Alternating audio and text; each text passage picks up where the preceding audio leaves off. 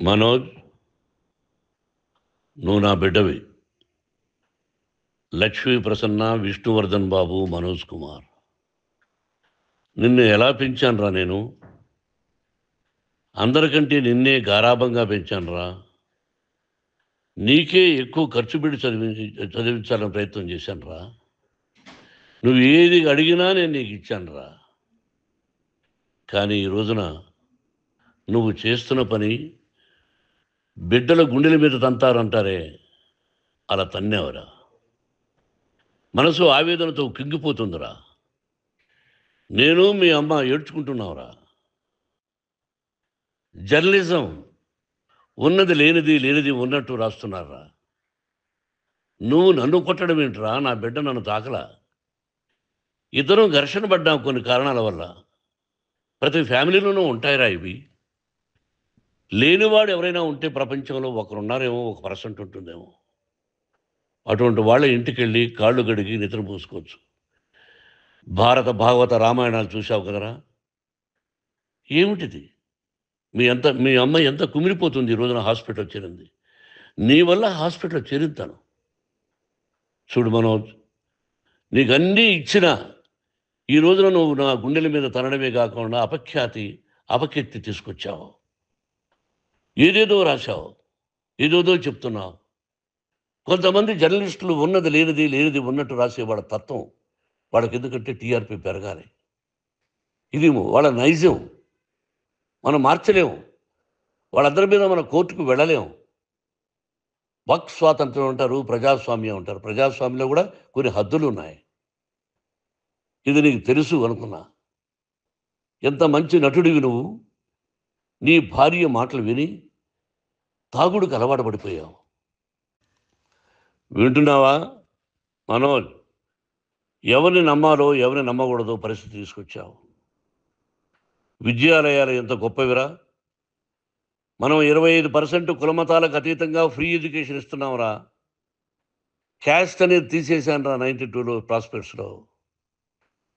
నువ్వు చదువుకున్నావురా. అక్కడ చదువుకున్న బిడ్డలు ఐఏఎస్, ఐపీఎస్ అయ్యారురా. ఎంతోమంది గొప్పవాళ్ళు అయ్యారురా. నువ్వు నటుడుగా ఎంతో గొప్పవాడివి. తాగుడికి అలవాటుపడి నువ్వు నీ భార్య ఇంట్లో బిహేవ్ చేస్తున్న విధానం ఆ భగవంతుడు సర్వేశ్వరుడు తెలుసు. భగవంతుడు చూస్తున్నాడు రా. నేను తప్పు చేసినా, నువ్వు తప్పు చేసినా, ఎవరు తప్పు చేసినా. ఎంత అవకాశం ఇచ్చావు మాట్లాడుకునేదానికి అందరికీ. ఇన్ని సంవత్సరాల్లో మన విద్యాలయాల్లో ఒక్క తల్లి కానీ ఒక తండ్రి కానీ ఏమైనా చెప్పారా? ఆ బిడ్డలు మన బిడ్డలు రా. మీరెంతో నాకు అక్కడ ఉన్నవాడు కూడా నా కూతుర్లు, నా కుమారులు. ఎంతమందికి ఫ్రీ ఎడ్యుకేషన్ ఇస్తున్నావు.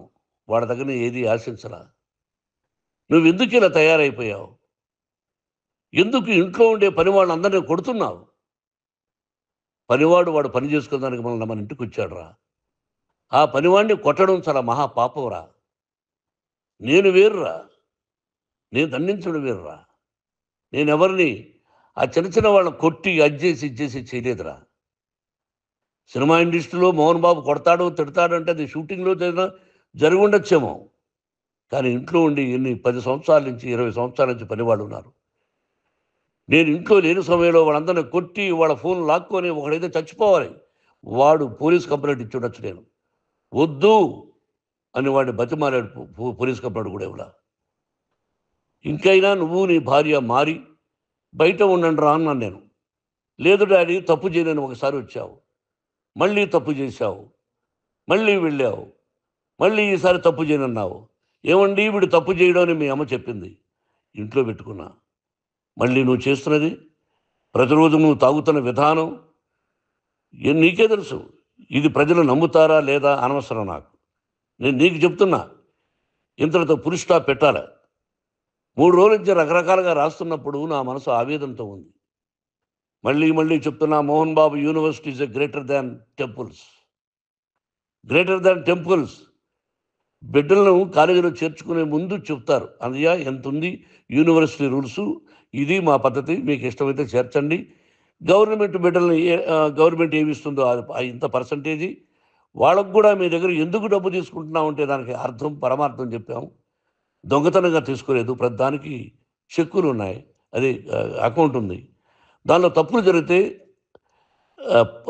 డిపార్ట్మెంట్ ఉంది.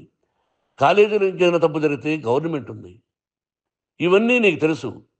ఈ రోజున ప్రపంచంలోనే నంబర్ 1గా చేయాలని మీ అన్న కష్టపడి ఇతర దేశాల్లో నంబర్ 1 యూనివర్సిటీ టైఅప్ చేశాడు. ఈ రోజు నువ్వు చేసిన విధానం ఏమిటి? నువ్వే ఒకప్పుడు నాకు ఇవి ఏమొద్దు నేను యాక్టింగ్ అన్నావు. ఈ రోజున ఏం చేస్తున్నావు? విద్యాలయాల మీద పడ్డావు. తల్లిదండ్రులు చాలా గొప్పవాళ్ళురా. కొంతమందికి డబ్బు కట్టలేకపోవచ్చు. కట్టని వాళ్ళకు కొంత సహాయం చేసావు. అంతా సహాయం చేయలేము. బ్యాంకుల్లో డబ్బు కట్టాలి. లెక్చరర్స్కి డబ్బులు ఇవ్వాలి. యూనివర్సిటీ బ్రహ్మాండంగా నడపాలంటే మంచి లెక్చరర్స్ కావాలి. ఇవన్నీ తెలిసి చేస్తున్నావురా 32, 33 సంవత్సరాల నుంచి. అది పక్కన పెడితే అందరినీ కొట్టడానికి వస్తావు. మీ అన్నం తిడతావు.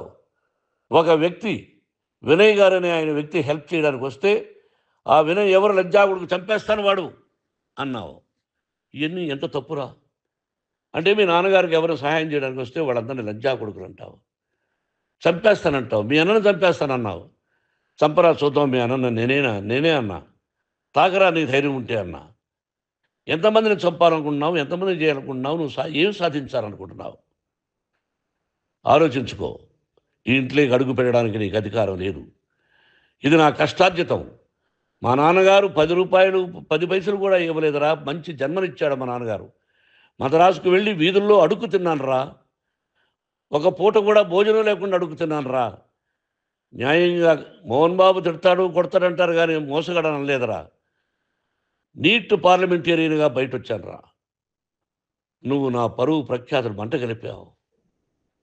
ఏమిటి నేను చేసిన అన్యాయం? నీకు జన్మనిచ్చాను. అదా నేను చేసిన పాపం. అందుకే ఇది నా ఇల్లు అన్నావు నువ్వు. నీ ఇల్లు కాదు. నీ కష్టార్జితంతో నువ్వు సంపాదించుకున్న ఇల్లు నీది. ఇది నా డబ్బు, నా కష్టార్జితం. నా కష్టార్జితంలో నేను పిలిస్తేనే మీరు ఇంట్లోకి రావాలి. అటువంటిది పోగొట్టుకున్నావు నువ్వు. ఆస్తులు అంటావా? ముగ్గురికి సమానంగా రాయాలా లేదా అది నా ఇష్టం. ఆస్తులు ఇస్తానా, లేకపోతే గంగపాలు చేస్తానా, లేకపోతే ఎవరికైనా దానధర్మాలు చేస్తానా, అది నాకు సంబంధించిందిరా. నా కష్టార్జితం రా. మీరు చేస్తున్న విధానం గుణగణాలు కావాలరా. మందు తాగచ్చురా. ఎంత తాగాలి? నేను కూడా 1 or 2 పెగ్స్ తీసుకుంటా. ఇది తప్పు కాదు, జనానికి తెలియాలి. నా డబ్బు ఇది. తాగి ఎవరిని కొట్లా. తాగి నేను తింటున్నా.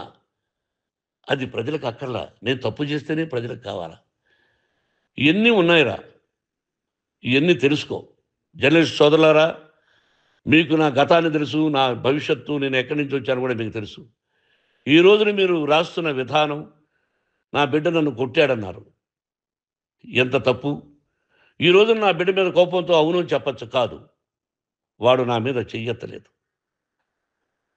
నేను ఘర్షణ పడ్డాం. ఘర్షణ వేరు, కొట్టుకోవడం వేరు.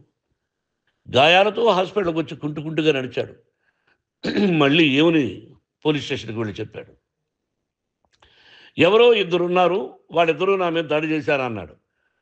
నా ఇంట్లో పనిచేస్తున్న వ్యక్తుల గురించి పోలీస్ స్టేషన్కి వెళ్ళి చెప్పవలసిన అవసరం అతనికి లేదు, హక్కు లేదు. పోలీస్ డిపార్ట్మెంట్ కూడా తెలుసుకోవాల్సిన విషయం. నా ఇంట్లో ఉండే వర్కర్స్ మీద నేను కంప్లైంట్ ఇవ్వాలి.